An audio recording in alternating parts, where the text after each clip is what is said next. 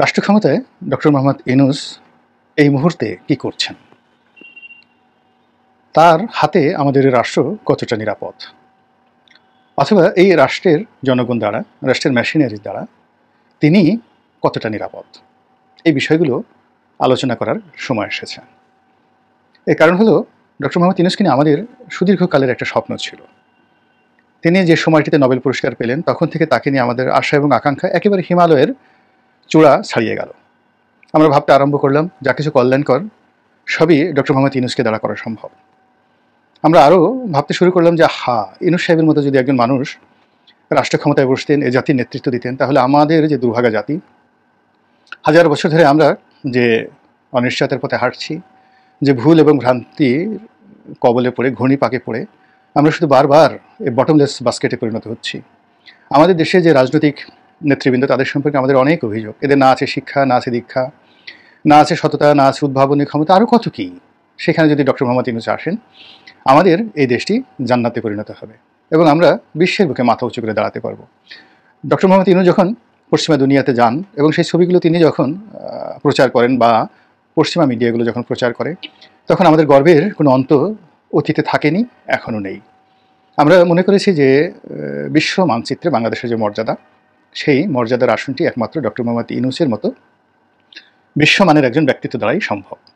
সময়ের পরিক্রমায় ঠিক সেই সুযোগটি আমরা পেয়েছি এবং ডক্টর মোহাম্মদ ইউনূস সাহেবও সেই সুযোগটি পেয়েছেন। তিনি এখন পরিণত বয়সে আছেন, তার বয়স ৮৬ বছর। তো ৮৬ বছর বয়স অনেকের জন্য সমস্যা হলেও ডক্টর মোহাম্মদ ইউনূসের জন্য কোনো সমস্যা নয়। তিনি যথেষ্ট প্রাণোচ্ছল, যথেষ্ট অ্যাক্টিভ এবং তার চিন্তা চেতনা কথাবার্তার মধ্যে কোনো বৈসাদৃশ্য নেই, বার্ধক্যজনিত কোনো বৈসাদৃশ্য আমরা দেখছি না। যেমন এখন সারা দুনিয়াতে একটা ট্রেন্ড হয়ে পড়েছে, বয়স্ক মানুষ, ৭০ ঊর্ধ্ব মানুষ রাষ্ট্র ক্ষমতায় যাচ্ছেন এবং তারা ভালো করছেন। Narendra Modi, mister Joe Biden, এমনকি যে আনোয়ার ইব্রাহিম, এরা সবাই ৮০ বছর ছুঁই ছুঁই করছে তাদের বয়স। তো সেই দিক থেকে ডক্টর মোহাম্মদ ইউনূস, তার যে বয়স, এটিকে কোনো অবস্থাতেই নেতিবাচক অর্থে বলা যায় না। তো এখন সেই বয়সে তার সারা জীবনের অভিজ্ঞতা নিয়ে, সারা জীবনের নেম ফেম সুনাম সুখ্যাতি নিয়ে এবং অবিস্মরণীয় জনসমর্থন নিয়ে তিনি রাষ্ট্র ক্ষমতায় বসেছেন। এবং এই মুহূর্তে তিনি যে সুযোগটি পেয়েছেন, সেটি বঙ্গবন্ধুর জীবনে সেই সুযোগটি হয়েছিল কিনা আমি বলতে পারবো না। ওই সময়টিতে যারা বঙ্গবন্ধুর সমর্থক ছিলেন তারা বলতে পারবেন।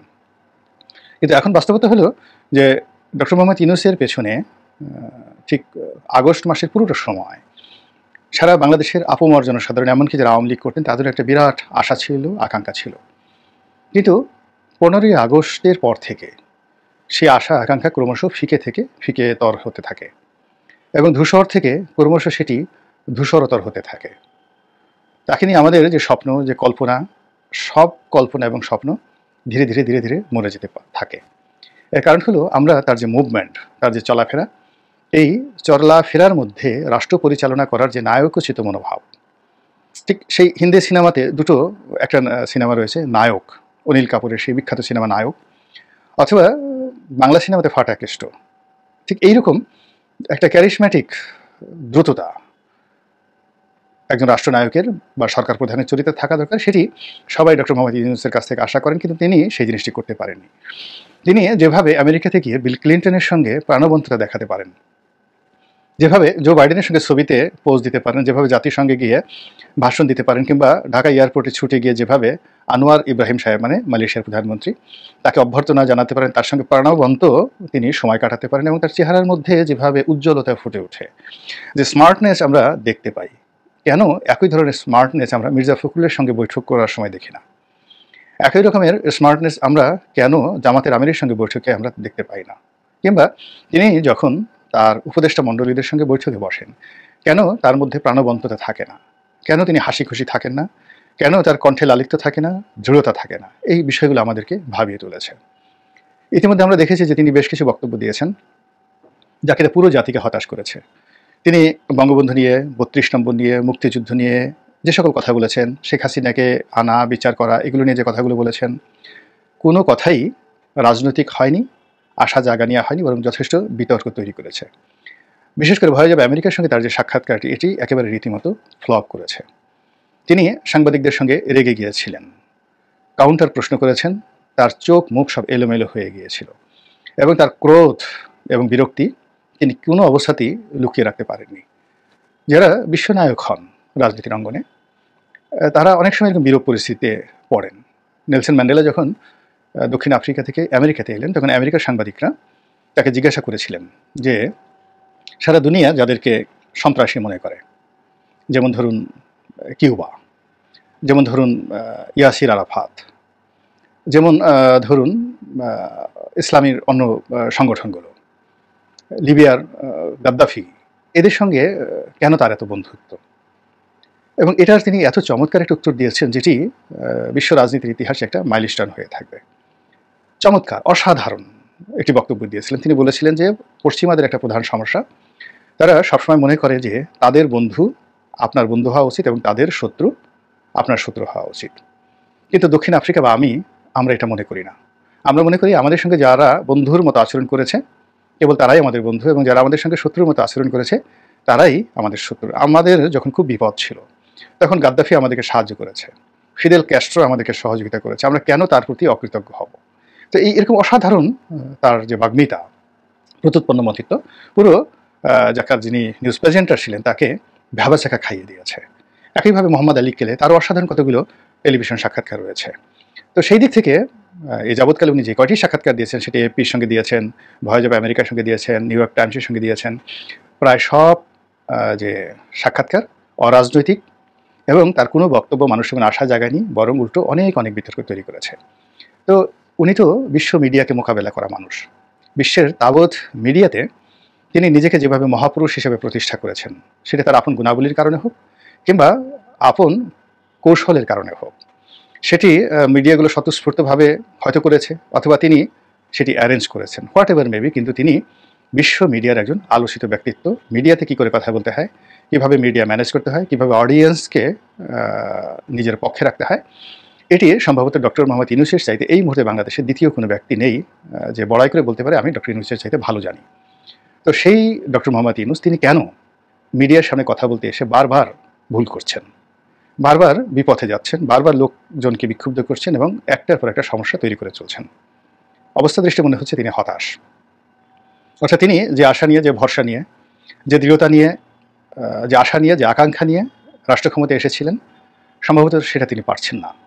এই কারণে তিনি হতাশ হয়ে পড়েছেন, অথবা তিনি এই কর্মের মধ্যে তার কোনো ভবিষ্যৎ দেখতে পাচ্ছেন না, অথবা তিনি নিজেকে, তার যে বর্তমান অবস্থান সেই অবস্থানে তিনি নিজেকে নিরাপদ মনে করছেন না। এবং এই অবস্থায় যখন মানুষ পড়ে, সে যত বড় জ্ঞানী হোক, গুণী হোক, সে হাল ছেড়ে দেয়। একটা সময় রবীন্দ্রনাথ তিনিও হাল ছেড়ে দিয়েছিলেন, এবং তার সেই বিখ্যাত কবিতা হাল ছেড়ে বসে আসি আমি, মন নাহি মোর কিছুতেই, সেই বিখ্যাত কবিতা। এরকম অনেক বড় বড় মানুষ জীবন সম্পর্কে হাল ছেড়ে দেয় কিংবা বলে যে মন মাঝি তোর বৈঠা নেড়ে আমি আর বাইতে পারলাম না। তো ডক্টর মোহাম্মদ ইউনূস এই সময়টিতে এসে তিনি কি তার জীবনের সেই হালটা ছেড়ে দিলেন কিনা, এটা আমরা বুঝতে পারছি না। এক, দুই নম্বর হলো তার চাল চলন, কথাবার্তা সবকিছুর মধ্যে একটা স্বাভাবিক গতি থাকে। তিনি বেশ সেই 2009 সন থেকেই একটা বিরূপ পরিস্থিতিতে বাংলাদেশে চলছেন। তো এখানে সেই বিরূপ পরিস্থিতির মধ্যেও তার চোখ, মুখ, শরীর সবকিছুর একটা অঙ্গভঙ্গি বা একটা অভিব্যক্তি সেটি ছিল। তিনি একদিকে আদালতে হাজির হয়েছেন, অন্যদিকে আবার বিদেশে গিয়ে অলিম্পিকের মশাল হাতে দৌড় দিয়েছেন। তিনি এখানে শেখ হাসিনার দ্বারা নির্যাতিত হয়েছেন, আবার অপরদিকে তিনি ফ্রান্সে গিয়ে সঙ্গে সঙ্গে তিনি সেই কী করে অলিম্পিক হবে, সেই অলিম্পিকের মূল থিম, তার যে সোশ্যাল বিজনেস, সেই সোশ্যাল বিজনেসটিকে অলিম্পিকের যে থিমের মধ্যে তিনি ঢুকিয়ে দিয়েছেন অত্যন্ত সুকৌশলে। তো এরকম একজন ব্যক্তি যিনি কিনা বিশ্বের রাজা বাদশাদেরকে ডান হাতে বাম হাতে নিয়ে তিনি খেলেছেন, চলেছেন, তারপরে জীবন পরিচালনা করেছেন, বন্ধুত্ব করেছেন, সবই করেছেন। হোয়াইট হাউস থেকে এলিসি প্রাসাদ, এলিসি প্রাসাদ থেকে বাকিংহাম প্যালেস, বাকিংহাম প্যালেস থেকে সৌদি আরবের রাজদরবার, কোথায় না গিয়েছেন তিনি, সর্বত্র তার অবাধ বিচরণ। তো সব ক্ষেত্রে আমরা দেখেছি যে স্থানকাল পাত্রভেদে তিনি তার অভিব্যক্তি পরিবর্তন করেননি। তিনি তার একটা সহজাত যে চরিত্র সেটিকে তিনি বজায় রেখেছেন। তার সেই বয়স নিয়ে, 86 বছর বয়স নিয়ে তিনি যখন লিফট ছাড়া সেই শ্রম আদালতের 6 তলা বেয়ে তিনি উপরে উঠেছেন এবং সাংবাদিকদের সামনে যখন তিনি বক্তব্য দিয়েছেন তাকে কখনো হতাশ মনে হয়নি, তার চোখ তখন গোল গোল হয়ে যায়নি, তার গাল তখন ঝুলে যায়নি, তার ক্রোধ তখন উপচে পড়েনি, তিনি তার স্বাভাবিকতা বজায় রেখেছেন। কিন্তু একই হলো ডক্টর মোহাম্মদ ইউনূসের। এখন তিনি যে কথা বলছেন, সে কথা বলতে গিয়ে কেন হারিয়ে ফেলছেন, কথা বলতে গেলে মাঝে মাঝে রাগে তার চোখ গোল গোল হয়ে যাচ্ছে, তার ভ্রু কুঁচকে যাচ্ছে, তার যে চোয়াল, সে চোয়াল মাঝে মধ্যে শক্ত হয়ে যাচ্ছে, প্রচণ্ড শক্ত হয়ে যাচ্ছে।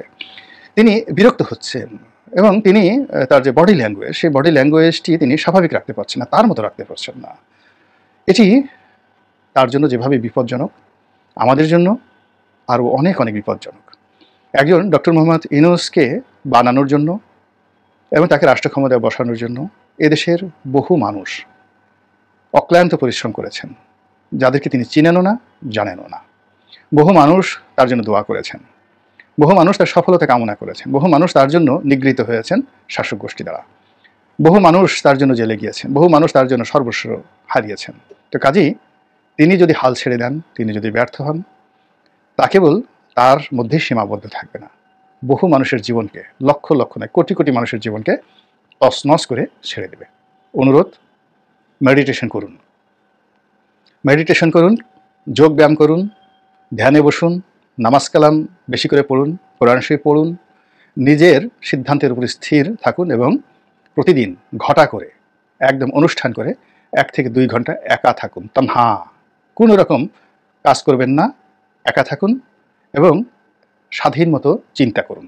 আপনার মন যা বলে সেই সিদ্ধান্তগুলো বাস্তবায়ন করুন, তা সে যত নির্মম হোক, যত নিষ্ঠুর হোক, মন যেভাবে বলে ওভাবে করুন। এর কারণ হলো, আপনাকে যে চেয়ার দেওয়া হয়েছে এটা আল্লাহর পক্ষ থেকে একটা আশীর্বাদ, এবং ওই চেয়ারের বসার কারণে আপনার এমন কতগুলো চিন্তা আসবে, এমন কতগুলো অভিব্যক্তি আপনার মধ্যে আসবে, এমন কতগুলো সিদ্ধান্ত আসবে যেটা আমরা বাইরে শত বছর চিন্তা করেও সেটা পারবো না। এখানে প্রকৃতির অনেক লীলা খেলা রয়েছে, এখানে আরশে আজিমের অনেক লীলা খেলা আছে। আপনি আপনার চেয়ারের সঙ্গে আপনার আত্মার, এবং আপনার আত্মার সঙ্গে আপনার রবের, আপনার সৃষ্টিকর্তার একটা সংযোগ ঘটিয়ে ফেলুন। একা হয়ে যান, কিছু সময় ধ্যান করুন, তারপরে সিদ্ধান্ত নিন।